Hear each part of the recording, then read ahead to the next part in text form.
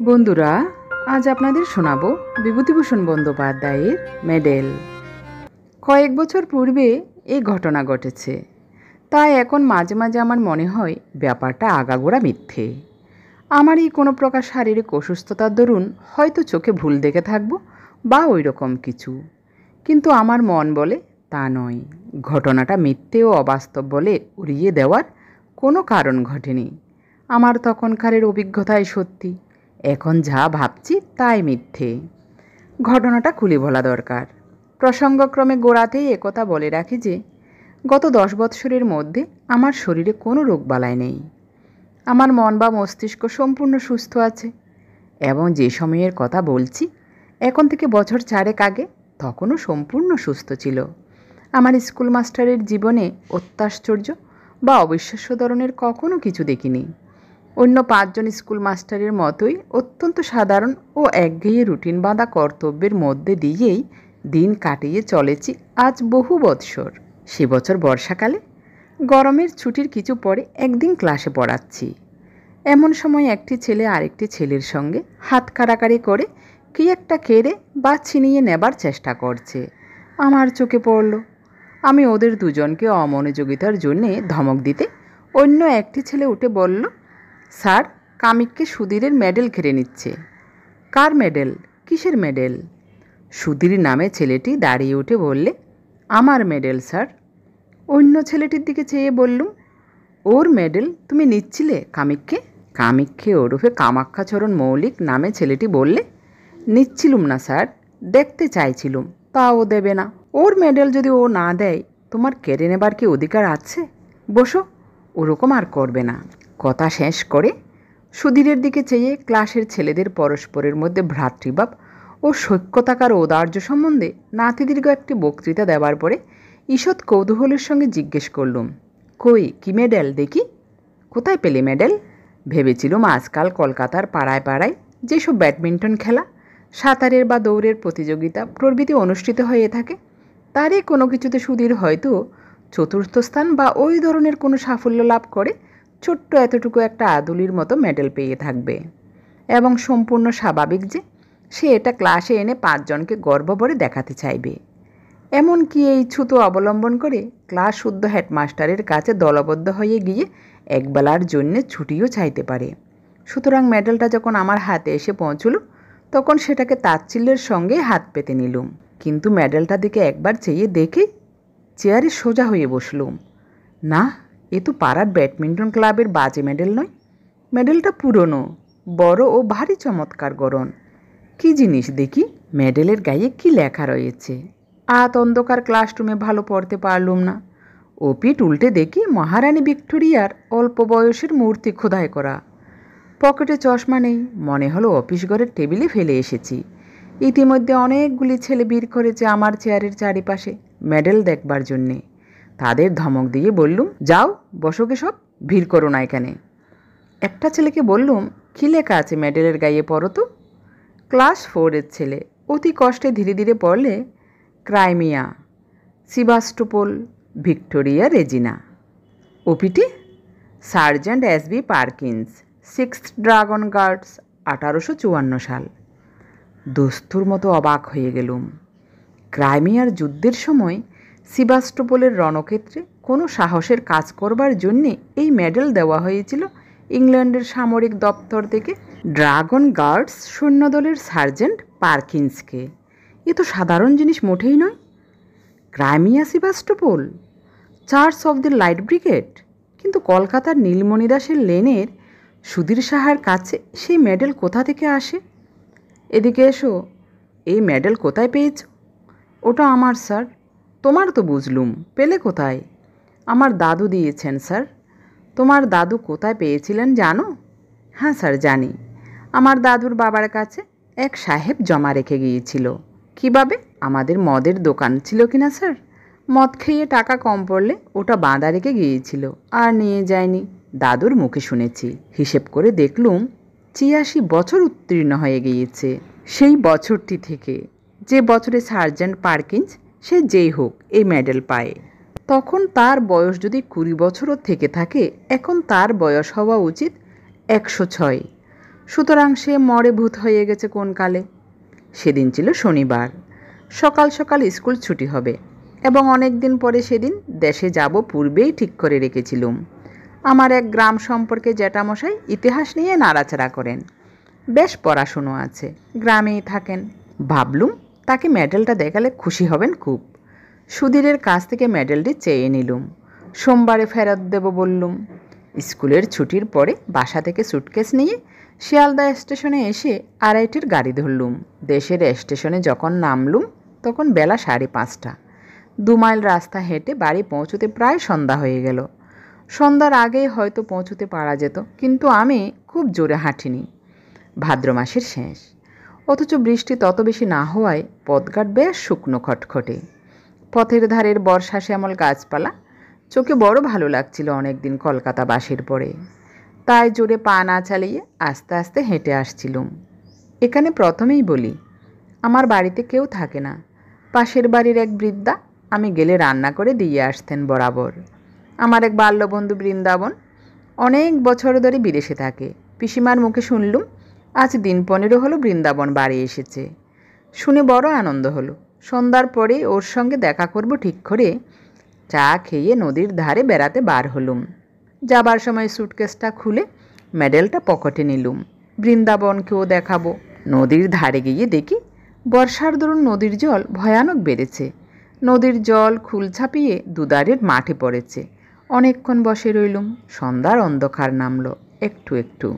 বাদুড়ের দল বাসায় ফিরছে, কেউ কোনো দিকে নেই। এক জায়গায় বর্ষার তোরে নদীর পাড় ভেঙে গিয়েছে, অনেকটা উঁচু পাড়। নিচে খরস্রোতা বর্ষার নদী। জায়গাটা দিয়ে যেতে যেতে একবার কীরকম ভেঙেছে দেখবার ইচ্ছে হলো। পাহাড়ের ধারে দাঁড়িয়ে নিচে জলের আবর্ত দেখছি। পাড়টা সেখানে অনেকখানি উঁচু, জল অনেক নিচে। হঠাৎ আমার মনে একটা অদ্ভুত ইচ্ছা জেগে উঠল। আমি লাফ দিয়ে পাড় থেকে জলে পড়ব। দাঁড়িয়ে থাকতে থাকতে ইচ্ছাটা যেন ক্রমে বেড়ে উঠছে। লাফাই, লাফ। অথচ বর্ষার খরস্রোতা নদী, কুটো ফেললে দুকানা হয়ে যায়। আমি সাঁতার জানি না, গভীর জল পাড়ের নিচেই। ইচ্ছাটা কিছুতেই যেন সামলাতে পারছি না। এমনকি আমার মনে হলো আর কিছুক্ষণ থাকলে লাফ দিতেই হবে, নইলে আমার জীবনের সুখ চলে যাবে। তাড়াতাড়ি নদীর পাড় থেকে একরকম জোর করেই চলে এলুম, কারণ যেন মনে হচ্ছিল এরপর আমার আর যাওয়ার ক্ষমতা থাকবে না। পা দুটো যেন ক্রমশ শিশির মতো ভারী হয়ে উঠেছে। এরপর ওই বিপজ্জনক নদীর পাড় থেকে পা দুটোকে নাড়াবার ক্ষমতা চলে যাবে আমার। নদীর ধার থেকে বৃন্দাবনদের বাড়ি আসবার পথে ওসব ইচ্ছে আর কিছু নেই। আমি নিজের মনোভাবে নিজেই আশ্চর্য হয়ে গেলুম। কী অদ্ভুত! এরকম হওয়ার মানে কি? ট্রেনে বসে অতিমাত্রায় ধূমপান করেছিলাম মনে পড়ল। এই ভাদ্র মাসের গরমে অত ধূমপান করা ঠিক হয়নি। তার উপর বাড়ি এসে 2-3 পেয়ালা চা খেয়েছি। এসবেই ওরকমটা হয়ে থাকবে নিশ্চয়ই। তাই বৃন্দাবনের বাড়ি গেলুম। বৃন্দাবনকে অনেক দিন পরে দেখে সত্যিই আনন্দ হলো। দুজনে অনেক রাত পর্যন্ত বসে অনেক গল্প করলুম। অনেক বছর ধরে জমানো অনেক সুখ দুঃখের কাহিনী। বড় গরম আজ, কোথাও এতটুকু বাতাস নেই। ভাদ্র মাসের গুমোট গরম। বৃন্দাবন বললে, চল ভাই, ছাদে গিয়ে বসে গল্প করি, তবুও একটু হাওয়া পাওয়া যাবে। তুই আমাদের এখানে খেয়ে যাবি, মা বলে দিয়েছেন। তোদের বাড়িতেও খবর দেওয়া হয়েছে। দুজনে ছাদে উঠলুম। বাড়িটা দোতলা। দোতলার ছাদের উপর একখানা মাত্র ঘর আছে। আমি জানতুম বৃন্দাবনের কাকা ওই ঘরটায় থাকেন। দোতলার ছাদে উঠে দেখলুম বাড়ির পেছন দিকটাই বাঁশের ভাড়া বাঁধা। বললুম, বাড়িতে রাজমিস্ত্রি খাটছে বুঝি বৃন্দাবন?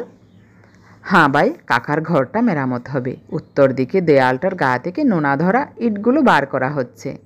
বৃন্দাবন দোতলার ঘরটার মধ্যে ঢুকলো। আমার কিন্তু মনে কেমন একটা অস্থির ভাব। খানিকক্ষণ ঘরের মধ্যে গল্প করে আমি একটু জল খেতে চাইলুম। বৃন্দাবন জল আনতে নিচে নেমে গেল। আমি ছাদে পায়চারি করতে লাগলুম। ছাদে কেউ নেই, অন্ধকার ছাদটা। যে দিকটায় রাজমিস্ত্রিরা ভাড়া বেঁধে কাজ করছে, পায়চারি করতে করতে সেখানটাতে গিয়ে দাঁড়িয়ে দেখছি। হঠাৎ আমার মনে হলো ছাদ থেকে লাফ দিয়ে পড়িনি কেন? বেশ হবে, লাফ দেব। প্রায় দুর্দমনীয় ইচ্ছা হলো লাফ দেবার। লাফ দেওয়াই ভালো, লাফ দিতে হবে। দিই লাফ।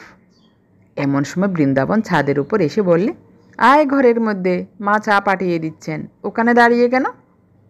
আরও প্রায় 8 ঘন্টা কথা বলবার পরে নিচে থেকে চা ও খাবার এসে পৌঁছলো। আমরা দুই বন্ধুতে অনেক রাত পর্যন্ত গল্পগুজব করলাম। তারপর বৃন্দাবন খাওয়ার কত দূর জোগাড় হলো দেখতে নিচে চলে গেল। ঘরের মধ্যে বড় গরম। আমি বাইরের ছাদে খোলা হাওয়ায় আবার বেড়াতে লাগলুম। রাজমিস্ত্রিদের ভাড়ার কাছে এসে দাঁড়িয়ে আমার মনে হলো লাফ এবার দিতেই হবে। কেউ নেই ছাদে, কেউ বাধা দিতে আসবে না, এই উপযুক্ত অবসর। সঙ্গে সঙ্গে আমার মনের গভীর তলায় কে যেন বলছে, লাফ দিও না মূর্খ, লাফ দিও না, পরে চূর্ণ হয়ে যাবে। আমার মাথার মধ্যে কেমন ঝিমঝিম করছে। কতক্ষণ পরে জানিনি, এবং কৃষি থেকে কী হলো তাও জানিনি। হঠাৎ বৃন্দাবনের চিৎকারে আমার চমক ভাঙল। দেখি বৃন্দাবন আমাকে হাত ধরে টেনে তুলছে। এ কি সর্বনাশ, তুই লাফ দিয়ে পড়লি দেখলুম যেন। ভাগ্যিস বাসে পা বেঁধে গিয়েছে, তাই রক্ষে। কি হলো তোর? আমার মাথা যেন কেমন ঘুরছিল, গা ঝিমঝিম করছিল। বৃন্দাবনকে বললুম, আমি ভাই কিছুই জানি নে তো।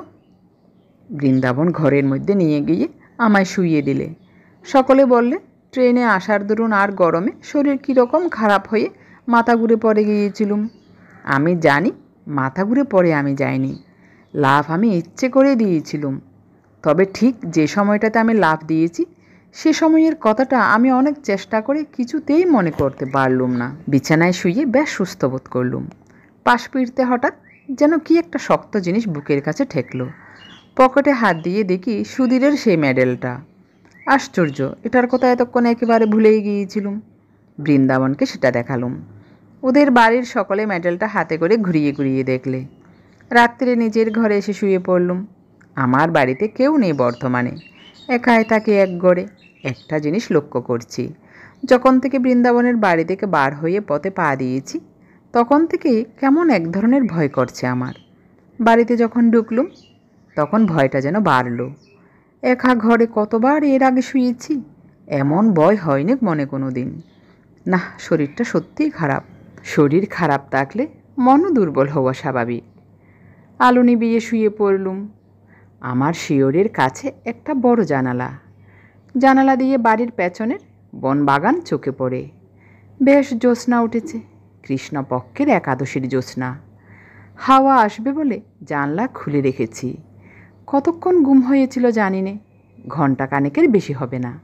হঠাৎ ঘুম ভেঙে গেল। মনে হতে লাগলো আমার শিয়রের দিকের জানলায় কে দাঁড়িয়ে, যেন মাথা তুলে সেদিকে চেয়ে দেখলেই তাকে দেখা যাবে। কথাটা মনে হওয়ার সঙ্গে সঙ্গে ভীষণ ভয় হলো। অথচ কিসের যে ভয় জানি নে, এমন ভয় যে কিছুতেই শিয়রের জানলার দিকে তাকাতে পারলুম না। চোখে না দেখলেও আমার বেশ মনে হলো জানলার গড়াদেতে দুটো হাত রেখে কে দাঁড়িয়ে আছে। জ্বলন্ত চোখে সে আমার দিকে চেয়ে রয়েছে। আমি ওদিকে চাইলেই দেখতে পাবো। প্রাণপণে চোখ বুজে শুয়ে রইলুম। কিছুতেই চাইব না, ঘুমোবার চেষ্টা করলুম। কিন্তু ঘরের মধ্যে কোথাও কি ইঁদুর পচেছে? কিসের পচা গন্ধ, যেন আয়োডিন, লিন্ট, মলম প্রভৃতি উগ্র গন্ধের সঙ্গে পচা ক্ষতির গন্ধ মেশানো।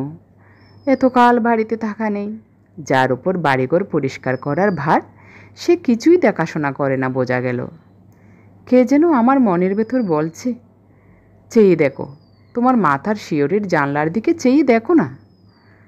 ঘরের চারিধারে কিসের যেন একটা প্রভাব, কোনো অমঙ্গলজনক, হিংস্র, উগ্র, অশান্ত ধরনের ব্যাপারটা ঠিক বলে বোঝানো যায় না।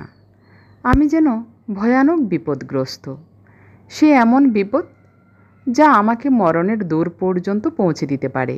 এমনকি সে দৌড়ের চৌকাঠ পার করে অন্ধকার মৃত্যুপুরীর হিমশীতল নীরবতার মধ্যে ডুবিয়ে দিতেও পারে। আমি চাইব না, কিছুতেই চাইব না শিয়রের জানলার দিকে। কিন্তু যে প্রভাবই হোক, আমার ঘরের মধ্যে দেওয়ালের এপিঠে তার অধিকার নেই। বহুকাল ধরে পূর্বপুরুষেরা বাস্তু শালগ্রামের অর্চনা করেছেন এ ঘরে, এর মধ্যে কারও কিছু খাটবে না। আমার মনে আবার এই কথাগুলি যেন বললে। অন্ধকার রাত্রে নির্জন ঘরে মন কত কথা কয়। জানালার ধারে কী যেন একটা শব্দ হলো, অদ্ভুত ধরনের শব্দটা। কে যেন জানালার গড়াদের উপর টোকা দিয়ে আমার দৃষ্টি আকর্ষণ করতে চাইছে। একবার, দুবার, তিনবার। ভয়ে আমার বুকের মধ্যে ডিপ ডিপ করতে লাগলো। কাউকে ডাকবো চিৎকার করে, একবার চেয়ে দেখবো জানলার দিকে জিনিসটা কি। হঠাৎ আমার মনে পড়ল একটা ধাড়ি বেজি অনেক দিন থেকে বাইরের দেওয়ালে কড়িকাঠের খোলে বাসা বেঁধে আছে। আজ বিকেলেও সেটাকে একবার দেখেছি। জানালার ওপরকার কাঠে সেটা পোকামাকড় বা জোনাকি ধরছে, এ তারই শব্দ। কথাটা মনে হতেই মনের মধ্যে সাহস আবার ফিরে এলো। উফ, ঘাম দিয়ে জ্বর ছেড়ে গেল যেন। শরীর অসুস্থ থাকলে কত সামান্য কারণ থেকে ভয় পায় মানুষ। পাশ ফিরে একবার ঘুমোবার চেষ্টা করলাম স্বস্তির নিঃশ্বাস ফেলে, কিন্তু আমার এই ভাব বেশিক্ষণ স্থায়ী হলো না। এই ধারণা আমার মন থেকে কিছুতেই গেল না যে আজ রাত্রে আমি একা নই, আরও কে এখানেই আছে। নিদ্রাহীন চোখে সে আমার উপর খড় দৃষ্টি দিয়ে পাহারা রেখেছে। আমায় সে নিরাপদে বিশ্রাম করতে দেবে না আজ। বারবার ঘুম আসে, আবার তন্দ্রা ছুটে যায়, অমনি জেগে উঠি, কিন্তু চোখ চাইতে বা বিছানার উপর উঠে বসতে সাহস হয় না। আর সেই শব্দটা মাঝে মাঝে জানলার গড়াদের ওপর হতে শুনি, খুব মৃদু করাঘাতের শব্দ, যেন যেন শব্দটা বলছে, চেয়ে দেখো, পেছন ফিরে জানলার দিকে চেয়ে দেখো। ঘামে দেখি বিছানা ভেসে গিয়েছে। ভাদ্রের গুমোট গরম কিনা, এই অবস্থায় ভোর হলো। দিনের আলো ফুটল, লোকজনের শব্দ কানে যেতে রাত্রের ভয়টা মন থেকে কোথায় গেল মিলিয়ে। নিশ্চিন্ত মনে বেলা 9টা পর্যন্ত পরে ঘুম দিলুম। তারপর উঠে চা খেয়ে পাড়ায় বেড়াতে বার হওয়া গেল। এই সময় একটা ঘটনা ঘটল।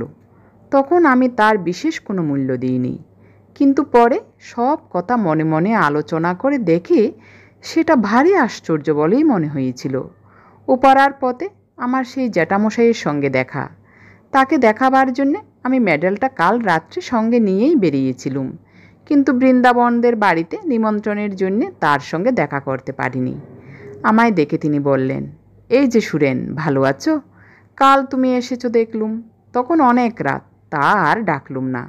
বোধহয় বৃন্দাবনের বাড়ি থেকে ফিরছিলে। আমি তখন ছাদে পায়চারি করছি। যে গরম গিয়েছে বাবা কাল রাত্রিরে, তোমার সঙ্গে লোক রয়েছে দেখে আরও ডাকলুম না। ও লোকটি কে? খুব লম্বা বটে, যেন সিক্কি পাঞ্জাবির মতো লম্বা। তোমার বন্ধু বুঝি? বাঙালির মধ্যে এমন চেহারা, বেশ বেশ। আমি অবাক হয়ে জ্যাঠামশাইয়ের মুখের দিকে চেয়ে বললুম, আমার সঙ্গে লম্বা লোক কাল রাত্রিরে? সে কি জ্যাঠামশাই? জ্যাঠামশাই আমার চেয়েও অবাক হয়ে বললেন, তোমার সঙ্গে লোক ছিল না বলছো? একা যাচ্ছিলে? আমার চোখের দৃষ্টি একেবারে কি এত খারাপ হয়ে যাবে বাবা? আমি হেসে বললুম, তাই হবে জ্যাঠামশাই। চোখে কীরকম ঝাপসা দেখে থাকবেন, বয়স হয়েছে। আমার সঙ্গে কেউ ছিল না, তাছাড়া আপনাদের বাড়ির সামনের আম গাছটার ছায়া কীরকম আলো আঁধার দেখেছেন চোখে, অমন ভুল হয়। জ্যাঠামশাই যেন রীতিমতো হতবম্ব হয়ে গেলেন। বললেন, কি আশ্চর্য কাণ্ড, এতটা ভুল হবে চোখে? আম গাছের এদিকে যখন তুমি টর্চ জ্বাললে, তখন দেখলুম তুমি আর তোমার পেছনে একজন লম্বা মতো লোক। তারপর তুমি টর্চ নিভিয়ে আম গাছের ছায়ার মধ্যে ঢুকলে। তখনও জ্যোৎস্নার আলো আর আম গাছের ছায়ার অন্ধকারে আমি বেশ দেখলুম লোকটি তোমার পেছনে পেছনে যাচ্ছে। তোমার মাথার চেয়েও যেন 1 হাত লম্বা, তোমার একেবারে ঠিক পেছনে। তবে খুব ভালো তো দেখতে পেলুম না, অত দূর থেকে আর আলো অন্ধকারের মধ্যে স্পষ্ট কিছু দেখা গেল না তো। এমনকি একবার এ পর্যন্ত মনে হলো তোমায় ডেকে জিজ্ঞেস করি তোমার বন্ধুটিকে। একেবারে এত ভুল হবে চোখে? জ্যাঠামশাইকে পুনরায় বুঝিয়ে বললুম, আমার সঙ্গে কাল কেউ ছিল না, আমি একাই ছিলুম। সুতরাং তার দৃষ্টিশক্তির গোলমাল ছাড়া এ ব্যাপারের অন্য কোনো সিদ্ধান্ত করা চলে না। সারাদিন বৃন্দাবনের সঙ্গে আড্ডা দিয়ে কাটানো গেল। গতকাল রাত্রের ভয়ের ব্যাপার দিনের আলোয় এত হাস্যকর বলে আমার নিজের মনে হলো যে বৃন্দাবনকে সে কথাটা বলিও নি। রাত্রের ট্রেনে কলকাতায় ফিরব। বৃন্দাবনদের বাড়ি থেকে চা খেয়ে বাড়ি এসে সুটকেসটা নিয়ে স্টেশনের দিকে রওনা হয়েছি। তখনই সন্ধ্যার অন্ধকার বেশ নেমেছে। বাউড়িপাড়ার বড় বাগানটার মধ্যে দিয়ে আসছি। বাগানটা পার হতে প্রায় 5-6 মিনিট লাগে। মস্ত বড় বাগান। বাগানের ঠিক মাঝামাঝি এসে হঠাৎ পেছন ফিরে চাইলুম কি ভেবে। সঙ্গে সঙ্গে আমার সারা দেহে যেন বিদ্যুৎ খেলে গেল। আচমকা ভয়ে আমার সর্বশরীর কাঠ হয়ে গেল। কেউটা ওখানে দাঁড়িয়ে।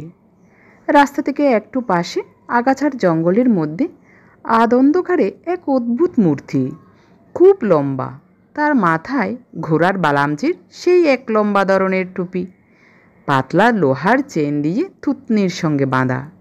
ছবিতে গোরা সৈনিকদের মাথায় যে ধরনের টুপি দেখা যায়, মূর্তিটা যেন নিশ্চল নিষ্পন্দ অবস্থায় আমার দিকে চেয়ে দাঁড়িয়ে, আমার কাছ থেকে মাত্র 10 গজ কি তারও কম দূরে। মরিয়ার মতো আরেকটু এগিয়ে গেলুম। এই ভয়ানক কৌতূহল আমাকে চরিতার্থ করতেই হবে যেন। মূর্তি নড়ে না, যেন নিশ্চল পাথরের মূর্তি, কিন্তু বেশ স্পষ্ট দেখছি 7-8 গজ মাত্র দূরে তখন মূর্তিটা। আর ঘোড়ার বালামচির লম্বা টুপি ও ইস্পাতের চেনের স্টেপ স্পষ্ট দেখতে পেলুম। আমার পা ঠক ঠক করে কাঁপতে লাগলো, সারা দেহ কেমন অবশ হয়ে আসছে, মাথাটা হঠাৎ বড় হালকা হয়ে গিয়েছে। বোধ হয় আর আধ মিনিট এভাবে থাকলে মূর্ছিত হয়ে পড়ে যেতুম, কারণ সেই ভীষণ মূর্তিটার মুখোমুখি আমি দাঁড়িয়ে। আমার পা দুটো ভেজায় ভারী হয়েছে, নাড়বার উপায় নেই মূর্তিটার সামনে থেকে। কিন্তু ঠিক সেই সময়ে বাউরি বাগানের পথে লণ্ঠন নিয়ে খাড়া ঢুকলো। 2-3 জন লোকের গলার শব্দ শুনে আমার সাহস ফিরে এলো। আমি ওদের ডাক দিলুম চিৎকার করে। ওরা ছুটে এলো। আমায় ওখানে বনের মধ্যে দেখে তারা খুব আশ্চর্য হয়ে বললে, ওখানে কি বাবু, কি হয়েছে? তারপর লণ্ঠন তুলে ওরা আমার মুখ দেখে বললে, ও আপনি, কি হয়েছে আপনার? মুখ একেবারে সাদা ফ্যাকাশে হয়ে গিয়েছে, ভয়টয় পেলেন নাকি? বাউরি বাগান জায়গাটা ভালো না, সন্ধ্যের পরে এখানে অনেকে ভয় পায়। ওদের লণ্ঠনটা যখন উঁচু করে তুলে ধরলে আমার মুখে, সেই আলোয় দেখলুম সামনের মূর্তিটা তখনও সেখানে ঠিক সেই রকম দাঁড়িয়ে। একজন বললে, কি দেখছিলেন এখানে দাঁড়িয়ে বাবু? এই সারা গাছটা। আরেকজন বললে, গাছটার ডালপালা কেটে মাথায় ঝোপের মতো করে রেখেছে, যেন মানুষ বলে অন্ধকারে ভুল হয় বটে। চলে আসুন বাবু। সারা গাছই বটে, মাথার দিকের পাতাগুলো ছেটে গাছটাকে দেখতে হয়েছে ঠিক হর্স গার্ডসদের ঘোড়ার বালামচির টুপি। লোকের চোখের কি ভুলি হয়! কাল আমি আবার জ্যাঠামশাইকে চশমা নিতে বলছিলুম, ভেবে লজ্জা হলো মনে মনে। তিনি বৃদ্ধ লোক, তার চোখের ভুল তো হতেই পারে, আমারই যখন এই অবস্থা। ওরা আমায় আলো ধরে স্টেশনে পৌঁছে দিলে। পরের দিন স্কুলে সুধীরের মেডেলটা ফেরত দিলুম। সুধীর বললে, আপনাকে দাদু একবার ডেকেছেন, আমার সঙ্গে ছুটির পর আমাদের বাড়ি আসুন, নিয়ে যেতে বলেছেন। সুধীরের দাদু বললেন, যাক, আমার বড় ভয় হয়েছিল মাস্টারবাবু, সুধীরের কাছ থেকে মেডেলটা নিয়ে গিয়েছেন দেশে। শুনলাম কি না? আপনার দেশের ঠিকানা জানতুম না, তাহলে একটা তার করে দিতুম। ও মেডেলটা আমার বাবাকে একজন গোরা সৈন্য দিয়ে যায়, আমি তখন জন্মাইনি। বাধা দিয়েছিল আর উদ্ধার করতে পারেনি, বেজায় মাথাল আর গোয়ার ছিল লোকটা। ও মেডেলের বিপদ হচ্ছে, আমাদের বংশের লোক ছাড়া অন্য কেউ নিলে তার বড় বিপদ ঘটে। আমার এক ভগ্নিপতি একবার কিছুতেই শুনলে না, অনেক কাল আগের কথা। বাড়ি নিয়ে গেল মেডেল দেখাতে, সেই দিন সন্ধ্যের সময় ছাদ থেকে পড়ে মারা গেল। মৃতদেহের পকেট থেকে মেডেলটা বেরুলো।